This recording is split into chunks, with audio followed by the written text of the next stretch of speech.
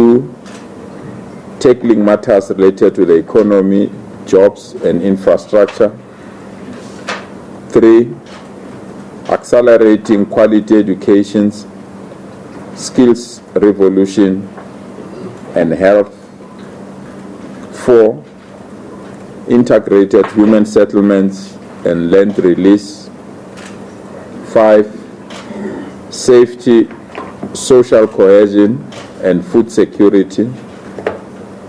6, a capable, ethical and developmental state. 7, a better Africa and the world. 8, sustainable development for future generations. So that's our blueprint that has been part of our administration, and have accepted that we'll accelerate this and continue to implement this blueprint.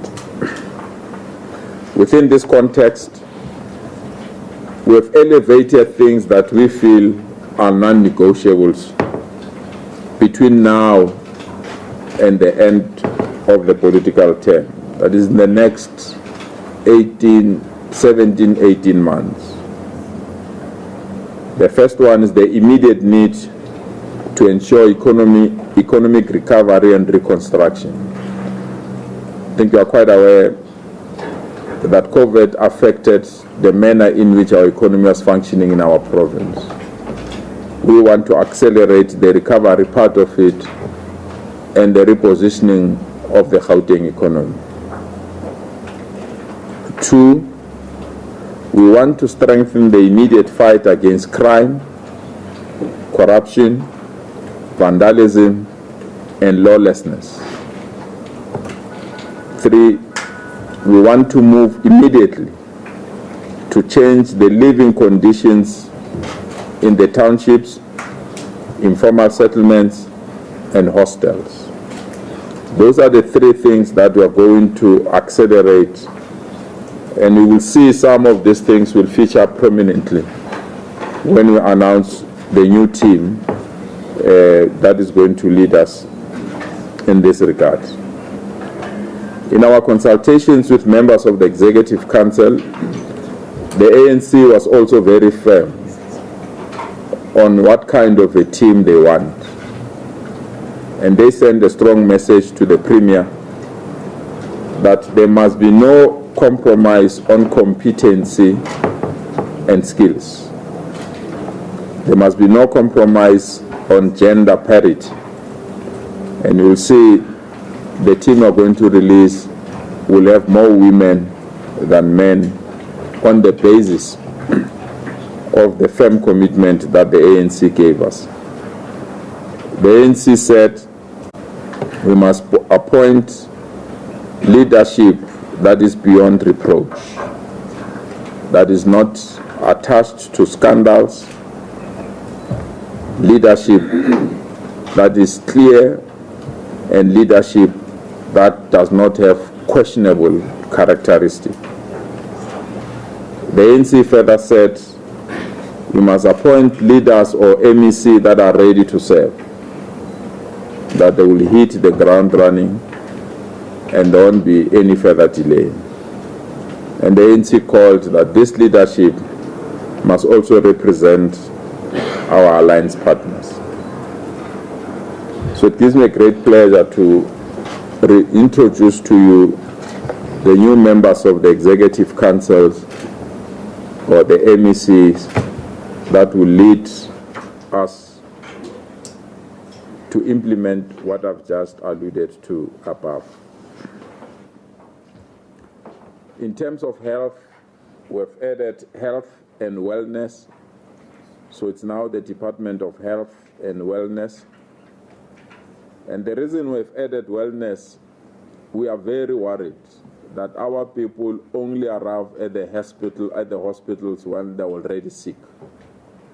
That we need to put a strong wellness program and programs that will assist us to have details of all our citizens, medical details of all our citizens, their blood pressure, allergy, and all these things, so that by the time they arrive at the hospital, the public health system has information about. So we are putting an Infomax so that even a person, when he goes to a hospital, they must know which hospital has beds, which hospital does not have beds. It must be some information that is easily available.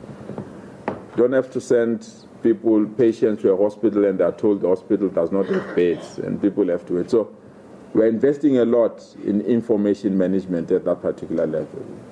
We want to reduce the queues.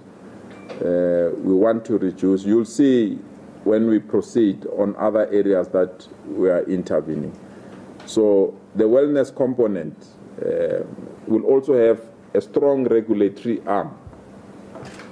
There's a kind of food that are circulating, in fake food that are circulating in the market. We want to regulate that. We want to tackle that. The food that is expired and people are selling it in there. So we are strengthening the wellness part of it, the regulatory wellness of it, where people are not keeping to standards. They're increasing the level of sugar, the level of salt, and all those particular things. So that is why now we want to elevate the wellness part of it in terms of health, but the education part of it, what is TB, what is cancer, within the schooling environment, so that our children know the food that they must eat, healthy food and food that is not healthy. But because health is under tremendous pressure in our province, senior clinicians want to leave. You are quite aware what has happened in Tembisa Hospital.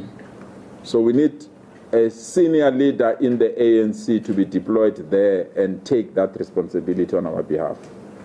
And within that context, we have appointed the Deputy Chairperson of the ANC, Nomantu Nkomora-Luhuku, to be the new MEC for health and wellness. Another challenge in health is financial management. They've got accruals. They're going through difficulties in terms of goods that are overpriced, in terms of many other things that are not taking place or are taking place in a manner that is questionable. So she's a former MEC for health, a former MEC for treasury, for finance. What we need, the department must be the department that must pay service providers within 30 days. It's the only department that is not doing that in the province.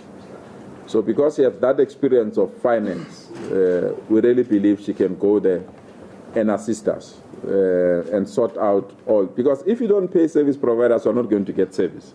If you don't get service, it means people are not getting quality. But you also have majority of people that are accessing our services that must not access our services.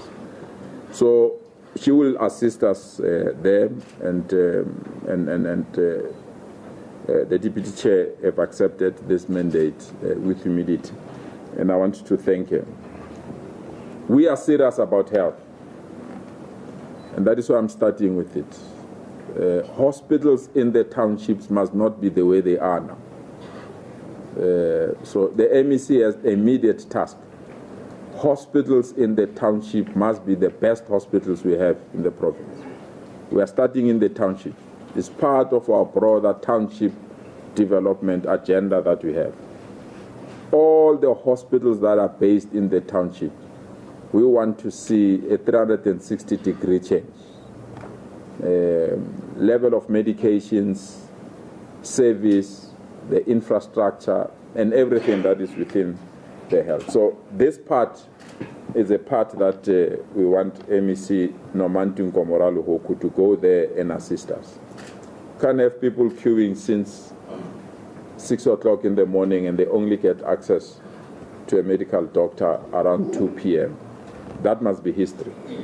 We must respect our people and also the attitude of our staff members towards our patients. So we are very firm on this one.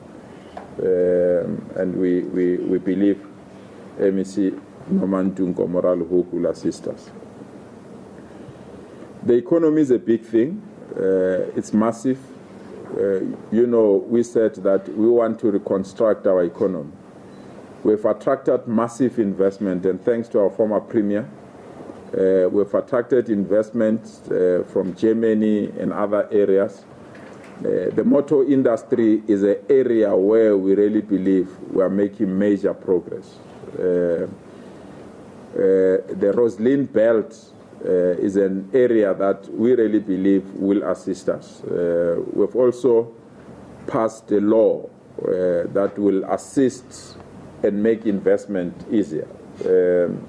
And that particular area, we felt we needed somebody young, dynamic, that can understand the mission, because we need somebody that will run. We've just passed a law that government will buy services, goods and services from township businesses. So we've passed the township economic development. We need somebody who will monitor departments' adherence to that. We need somebody who will identify township businesses and develop them. We need people who will fund factories that are going to be in the township. The hallmark of this administration should be to unleash township economic potential of our townships. We want to reclaim back all the sponsor shops that are not owned by South Africans, and we're not apologetic about it. We want to fund South Africans that will open their own stores. We want to fund South Africans that will ensure that those shops are owned by South Africans. We want to back them up to buy stock. We want to back them up to open opportunities for our people. So township business is going to be big. We want to develop a database of all businesses that are in the townships. We want to have qualified people that can be recruited from our townships within the business space. So within that context, we've asked Tasneem Motara to be the MEC for Economic Development. She was the MEC for DID. We are changing her to go there and run, literally run, and assist us to ensure that we implement this. We can't pass a bill and then fold our arms. There are lots of township businesses that need our support. You will see later as well that we want another new support to townships. So the hallmark of this discussion, good people, is townships, informal settlement and hostels. That's our priority. If you can't change the lives of our people in the townships, you must forget about this freedom. If you can't change the lifestyle of our people in formal settlements, where people must live where there's no sanitation, we must have heart as human beings. We must have heart as leaders, and not people in those conditions. So that's the area that we want to focus. The third priority is safety and security. If we can't take the fight against criminals head on, we must forget. We can't have people that are just destroying robots, traffic lights. We can't have people that are stealing steel in stadiums, community halls, and any other thing. So we want to push back this aspect of vandalism. We want to push back people that have a march but they destroy things. So this department is going to increase its budget. That's where we're going to. We want them to go and recruit young, fit people that are going to assist us in fighting crime. So crime is going to be the area that we want to focus on. We can't have South Africans being scared of their own shadows. We can't have South Africans that are scared, even in their own houses. We can't have South Africans, the first thing they do when they come back from work is to check if the television set is still where it was.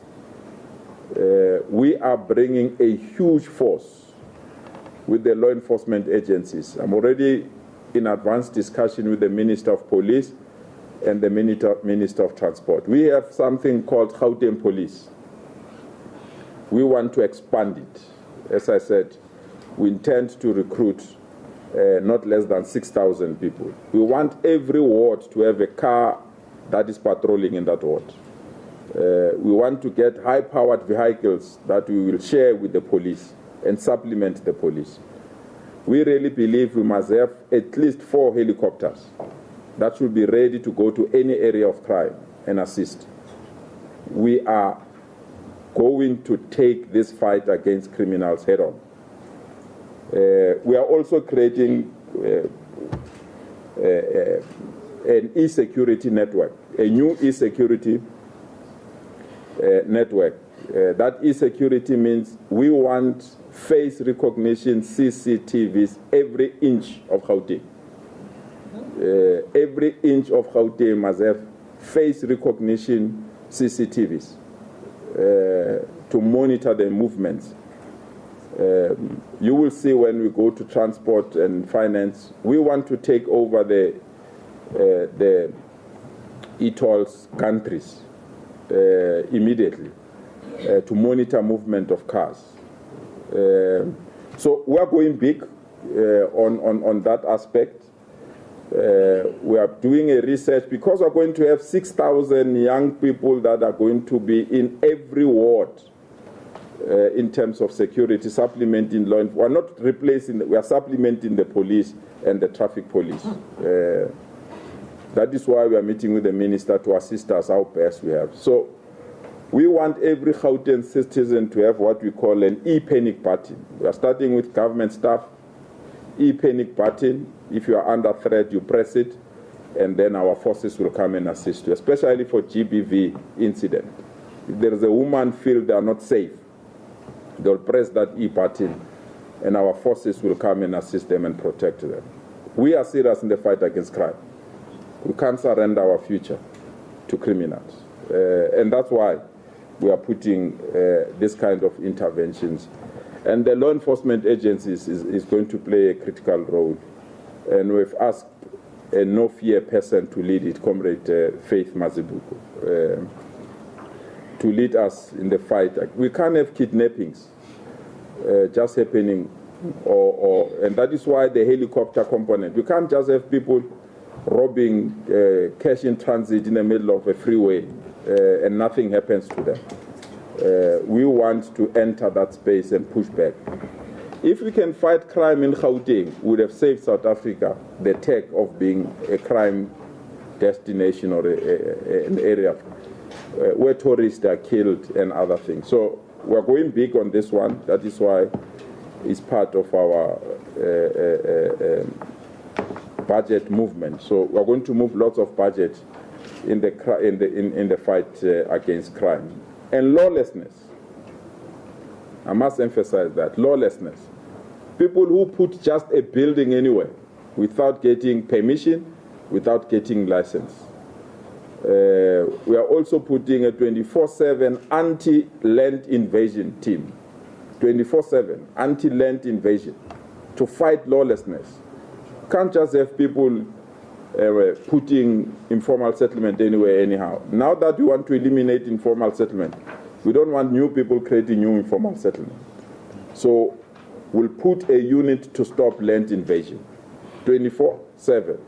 And it's not somebody that will procure to come and do. We will do it on our own as a state. That is why we want to strengthen that aspect. We will do it on our own as a state. We are not procuring services from any other person. We want somebody to say they're invading land there, go there now. You must not go and fill a form applying for people to give you quotations. No. It must be a unit that is standby, ready, and must stop this thing. We can't have our province having so many informal settlements, even in areas where the economy has been disrupted. So we want to strengthen that aspect, and I hope the team of safety is going to assist us in that particular mission. In terms of transport, we are adding a new element of logistics, so it's going to be transport and logistics. There must be no school without a desk because there's not been delivered, or without a book. There must be no hospital without medication because someone forgot to deliver it. So we are adding the logistic part of it, so it's going to be transport and logistics. We are bringing a new person from the legislature, financially shrewd, she understands the finances. Kidiboni Diale Tlabela is new, the new MEC. She's going to lead transport and logistics. And her mandate is simple: ensure that the e-tolls are scrapped. That the e-tolls are scrapped. I must emphasize, we are at advanced stage. You'll see where, when I go to finance, the element that we're going to indicate. So, transport, we are changing the attitude, and we're not making things difficult. They have the responsibility to build provincial roads and regional roads. We want to work with local governments. We want to tar township roads and informal settlement roads. We want to shift their mandate and the resources. They will continue with that. But we can't have our communities not having tar roads. We can't have our communities struggling in rainy season. We can't have our communities when it rains. We know there will be people missing because there's no proper infrastructure. So even though their mandate is regional and provincial roads, we are going to the townships to fix township roads. We are going to the informal settlements to fix roads in informal settlements. We are going to hostels to fix roads inside hostels. So the budget focus changes completely. That budget focus is no longer in areas where we really believe we can, at least in the next 2 years, hold the roads the way they are and deal with other things that we have. I had discussions with the team. There was supposed to be expansion of the Gauteng to other areas like Four Ways and other things. I'm going to discuss with the leadership of Four Ways. We need money in the townships. So any other thing that is not money in the townships and in the informal settlement must wait. We need money to improve hostels.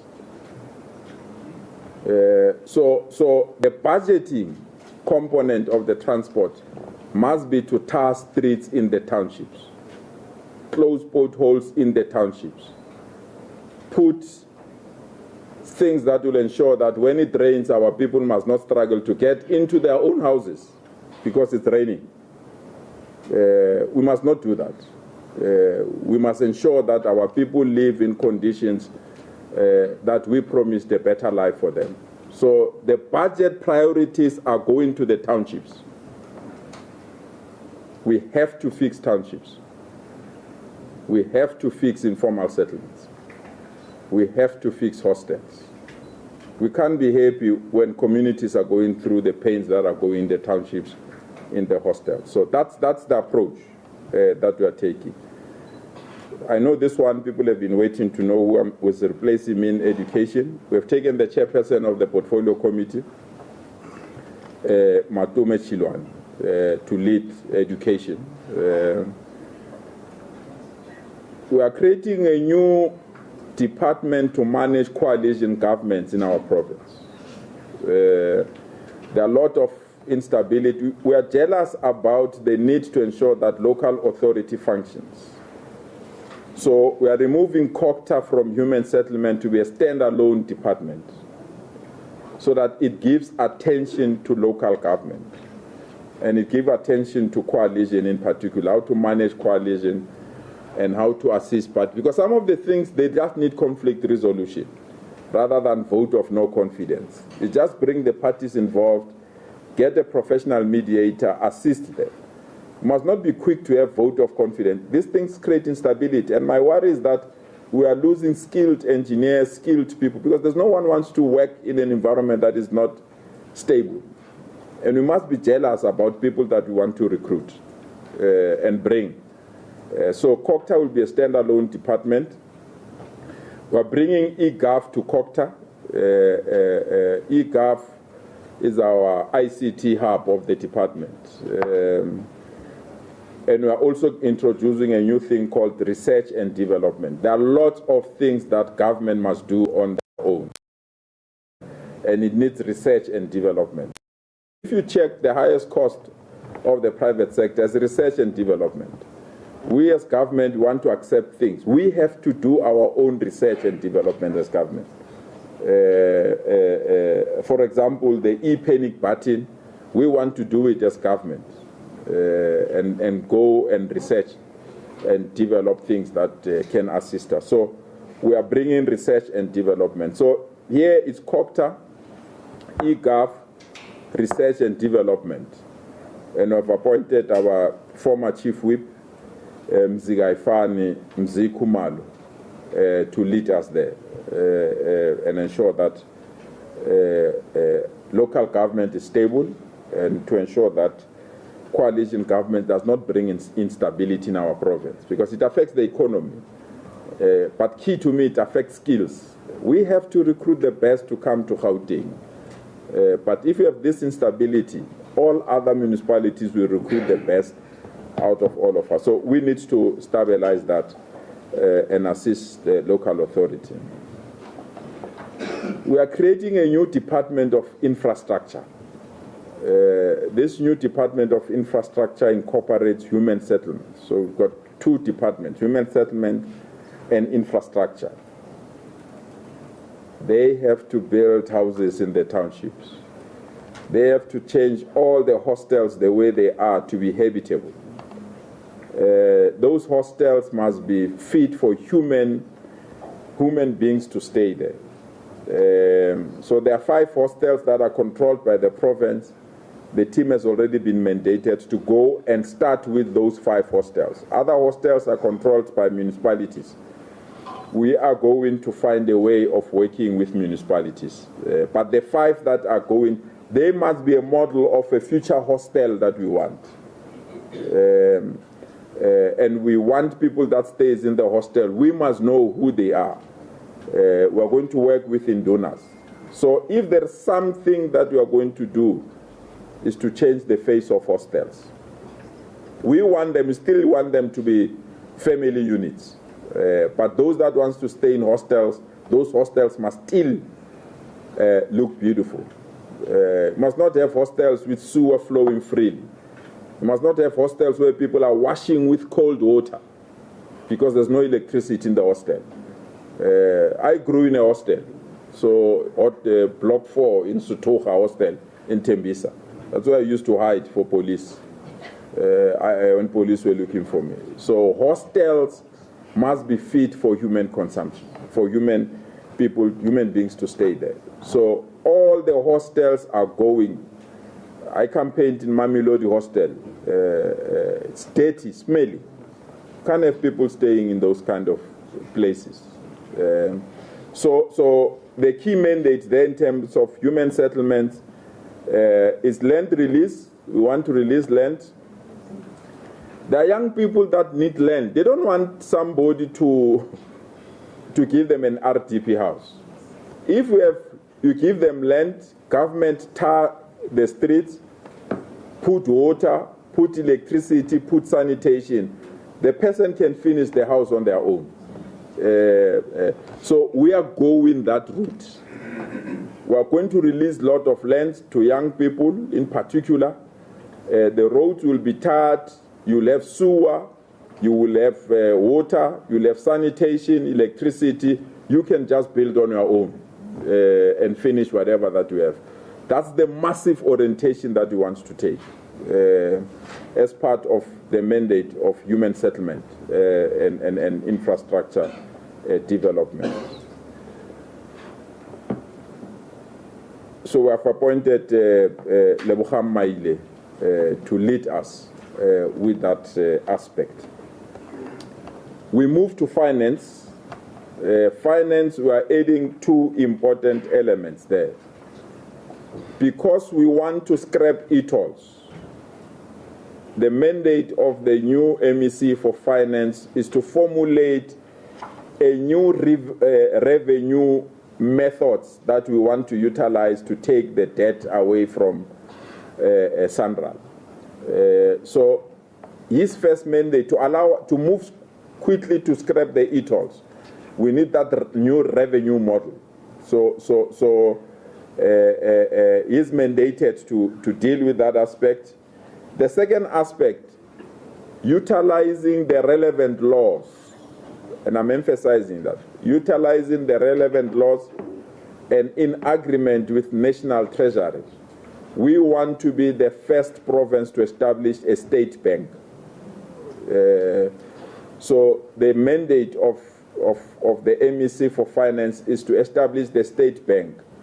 We run a 150 billion budget. And the people that have been banking with us for the last 28 years or so, they were just taking our money, not doing anything. We want to change the face of townships. Townships must use the state bank to apply for a bond to improve their houses. We can't keep township houses as four-room bedroom houses. That was done by apartheid. We can't continue with that. So a state bank will allow people to borrow money, improve how township houses look like. And we want to go then be responsible for that. We want to fund township businesses. So the state bank will assist to fund those state businesses. So finance is going to also bring a new element of a pharmaceutical company. We are going to buy medication on our own directly. Don't want to buy medicine via third party who will go to China and bring back. So the new mandate of the finance department is to establish a pharmaceutical company.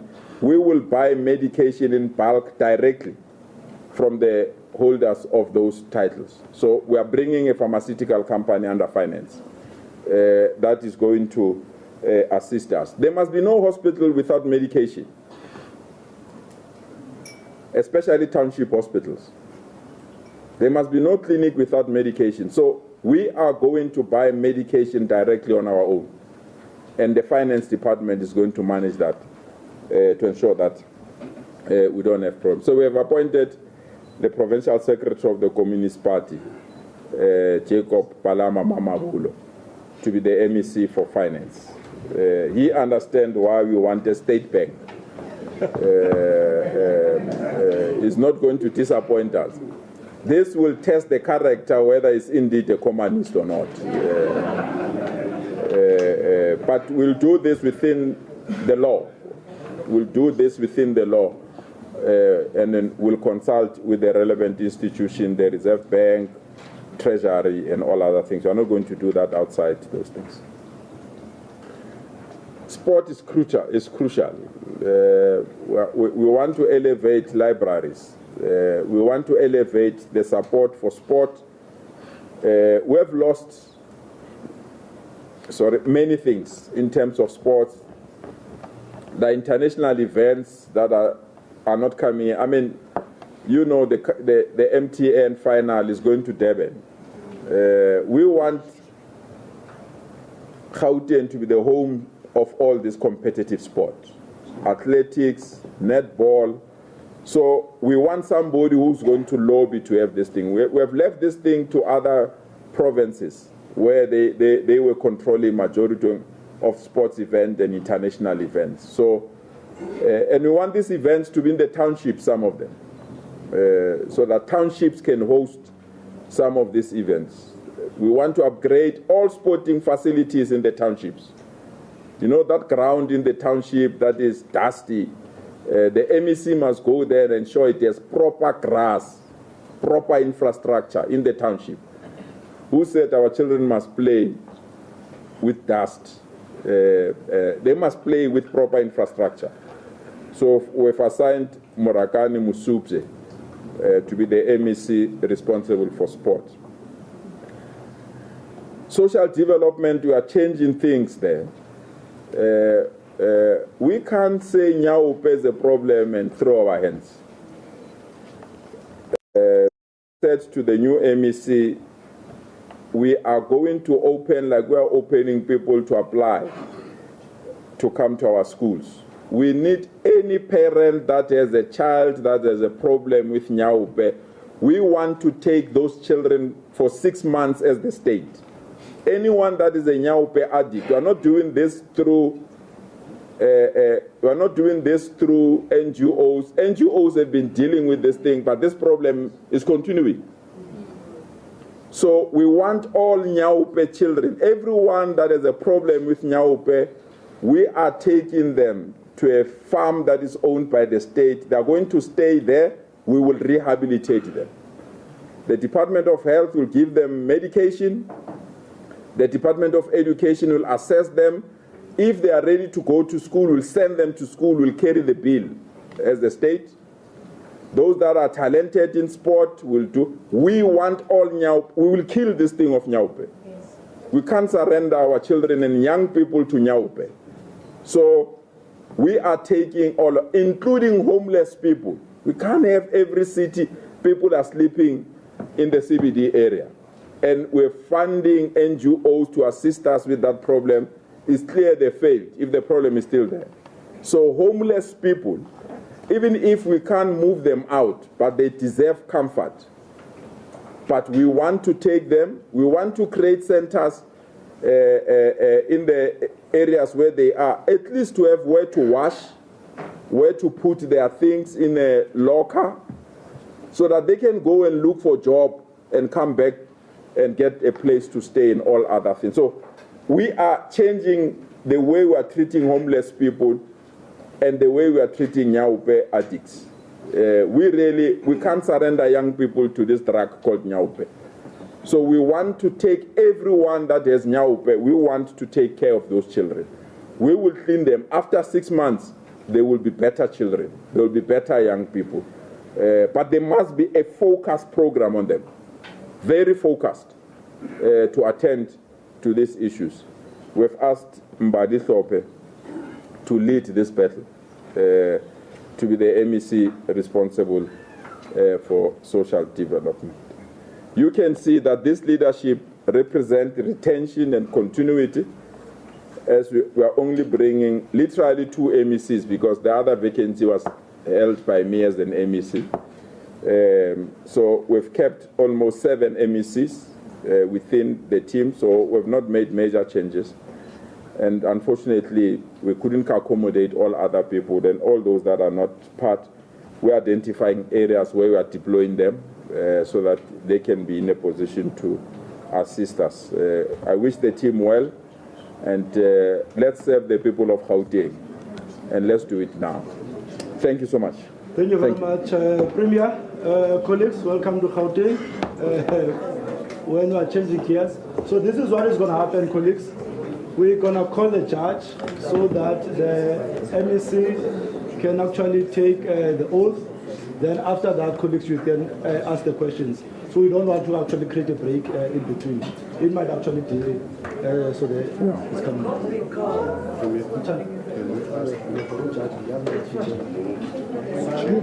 There, no? And then they just come You can see them. No, that's fine. you witness. Yeah.